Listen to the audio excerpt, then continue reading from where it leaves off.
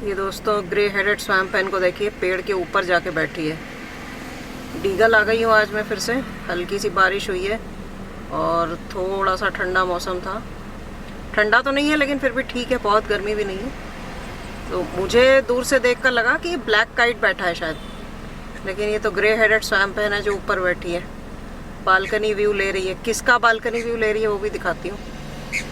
ये देखिए नीचे यहाँ पर स्पॉट बिल डक, इनका बालकनी व्यू ले रही है मेरे ख्याल से। ये 2 स्पॉट बिल डक बैठे हैं, सो तो नहीं रहे लेकिन बिल्कुल स्टिल खड़े हैं। तो हो सकता है ऐसे खड़े खड़े सो जाते हैं ये लोग। जब सोते हैं तो ये अपना फेस टक कर लेते हैं अपने विंग्स में। तो अभी वैसा नहीं कर रहे हैं, लेकिन फिर भी ये ऐसे डायरेक्टली फेस सामने को करके भी सो सकते हैं। और इसी को ये स्वैम्प पेन ऊपर से देख रही है।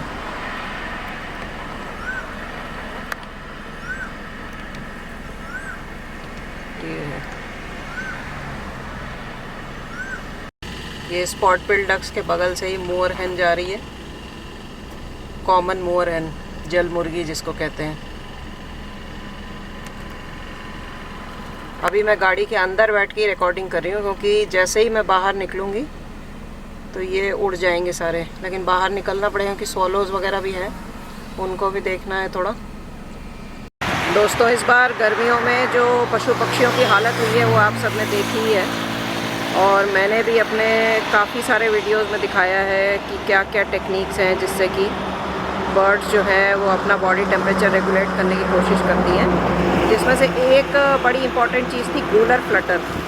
मतलब कि जो नेक की मसल्स होती हैं उसको ये बड़ा फास्ट मूव करते हैं, और साथ में अपना जो बीक है, जो चोंच है, वो ओपन रखते हैं। तो उससे इनको हीट बड़ी जल्दी लूज़ करने में मदद मिलती है। तो इस चीज़ को गूलर फ्लटर कहते हैं। और बहुत सारी बर्ड्स हमने ऐसी दिखी जिन्होंने अपने बीक खोल के रखे हुए थे और उस तरह से अपना बॉडी का टेम्परेचर रेगुलेट करने की कोशिश कर रहे थे, हीट लूज़ करने की कोशिश कर रहे थे। तो इस बात को मैं आज इसलिए दोबारा डिस्कस कर रही हूँ क्योंकि अभी रिसेंटली एक आर्टिकल मैंने पढ़ा कहीं पे, जहाँ पर कि बीक का क्या फंक्शन है, जो चिड़िया की जो चोंच है उसका हीट रेगुलेशन में क्या फंक्शन है, उस पर एक स्टडी आई है और वो पब्लिश हुई है। तो उसमें हॉर्नबिल की बीक को एग्जांपल लिया गया है, क्योंकि जाहिर सी बात है जितना बड़ा चोंच होगा उतना ज़्यादा उसमें ब्लड वेसल्स का नेटवर्क होगा और उतना ज़्यादा उसका रोल होगा हीट रेगुलेशन में। और हॉर्नबिल के अलावा एक और चिड़िया होती है जो भारत में नहीं पाई जाती है लेकिन और ट्रॉपिकल रीजन में पाई जाती है, जिसको कि टूकन कहते हैं। दोस्तों ये एशियन कोयल फीमेल है और इसको अचानक अभी कौओं ने खदेड़ा था बड़ी तेज़। आपको पता ही है कि कोयल जो है वो अपने एग्स जो है कौए या किसी और पक्षी के नेस्ट में डाल देते हैं। ब्रूड पैरासिटिज्म के लिए फेमस हैं ये लोग। तो हो सकता है यही रीज़न हो जिसकी वजह से ये कौए इसको खदेड़ रहते हैं। बड़ी तेज़ भागते हुए ये अभी आई थी और मेरे सामने से उड़ के गई बिल्कुल नीचे से। तो तब मुझे समझ में आया कि एशियन कोयल है फीमेल, और इसके शरीर पे चितकबरे से होते हैं, ब्राउनिश कलर की होती है। ये एशियन कोयल यहाँ पर बैठी है और कौए इस पेड़ पे, बगल वाले पेड़ पे बैठे हुए थे। यहाँ पे कहीं बैठे हुए थे, लेकिन अभी वो दोनों उड़ गए हैं। तो क्या माजरा है मुझे नहीं पता। मैं हॉर्नबिल के बारे में बात कर रही थी। अभी थोड़ी देर यहाँ पे रुकूंगी तो हो सकता है पता चले कि क्या रीज़न है। ये कोयल तो अभी भी यहीं बैठी हुई है। हो सकता है इसी फिराक में वही है अपने अंडे देने के, इनके घोंसले में। तो बड़ी इंटरेस्टिंग चीज़ है कई बार देखने को। ये देखिए, ये देखिए दोबारा शुरू हो गई मॉबिंग, शुरू हो गई इनकी फिर से। ये देखिए, ये देखिए,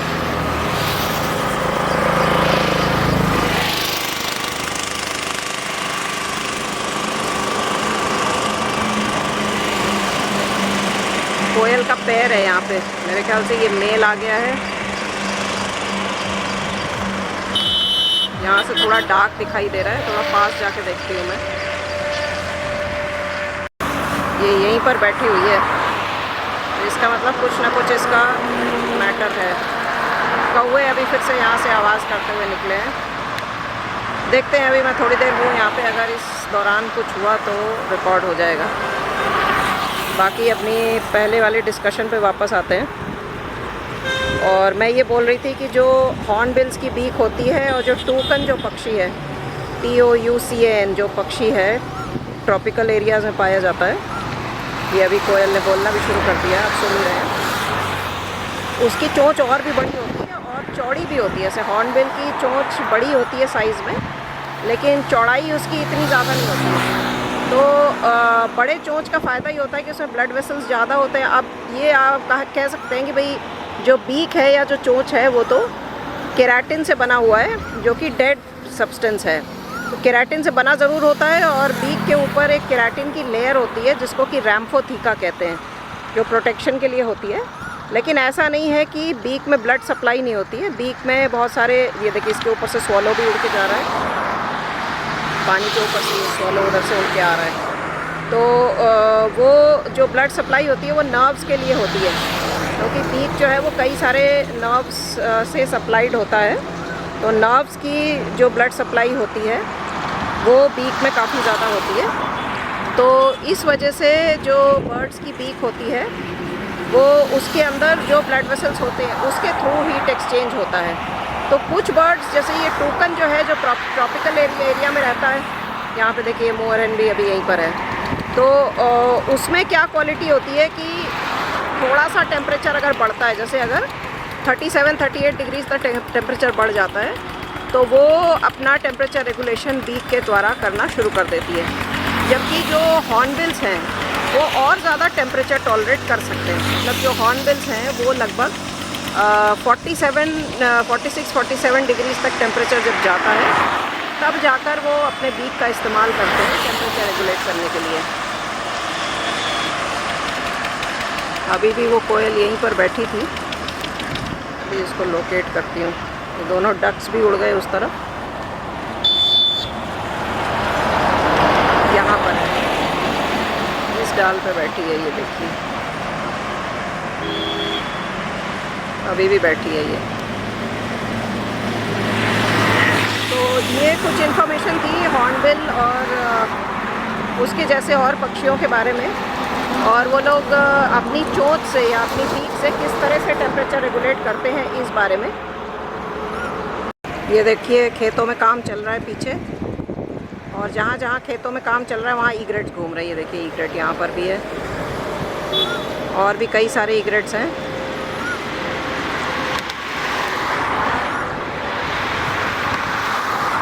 ये एक और कैटल ईग्रेट यहाँ पे घूम रहा है, ये एक और है। यहाँ पर तो 3-4 ही है रास्ते में, और मैंने 2-3 फील्ड्स देखी थी जहाँ पे बहुत ढेर सारे ईग्रेट्स बैठे हुए थे। तो ये है इस समय की सिचुएशन, और ये मेरे ख्याल से स्वैम्प हेन भी पीछे पहुँच गई है। यहाँ पर कम है नंबर्स में, जो मैंने आपको सांपला के पास वाली जगह दिखाई थी जहाँ पे वाटर हाइसिंथ है बहुत सारी, वहाँ तो बहुत ज़्यादा स्वैम्प हेन्स हैं। लेकिन यहाँ पर ये आज एक ही दिखी है मुझे काफ़ी समय बाद। कोयल की आवाज़ अभी भी वहाँ से आ रही है, इस जगह से कोयल की आवाज़ कहीं से आ रही है। ये देखिए मैं बिल्कुल इसके बराबर में गाड़ी लगा के अब रिकॉर्ड कर रही हूँ इसको, जहाँ ये बैठी है, ये यहाँ पे बैठी है। देखिए ये एशियन कोयल है।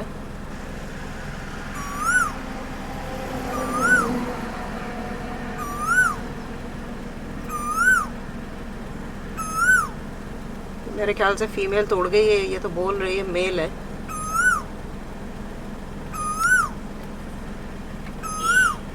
ये जो है ये एशियन कोयल मेल है। ये देखिए ब्लैक है पूरा। फीमेल भी यहीं पर बैठी हुई थी पहले, मैं समझ रही थी कि फीमेल ही बैठी है यहाँ पर तब से, लेकिन ये अब जब इसने बोलना शुरू किया है ना, तो ये प्रॉपर जो कॉल है ये एशियन कोयल मेल की कॉल है। फीमेल भी बोलती है लेकिन थोड़ी उसकी स्क्वॉकिंग सी साउंड होती है। ये देखिए ये यहाँ पर बैठी है। स्वॉलोज को देखिए एक साथ जो है हडल होके एक तार पर बैठे हुए। ये रोड की दूसरी तरफ है तो बीच में से गाड़ियां भी जा रही हैं, लेकिन ये इतना अच्छा नज़ारा मैं इसको मिस नहीं कर सकती। ऐसे बड़ा सुबह के टाइम पे या तो अर्ली मॉर्निंग में आपको मिलेंगे या फिर शाम के टाइम ऐसे मिलेंगे आपको बैठे हुए। सारे ये वायर टेल्ड स्वॉलोज हैं, सारे एक साथ बैठे हुए।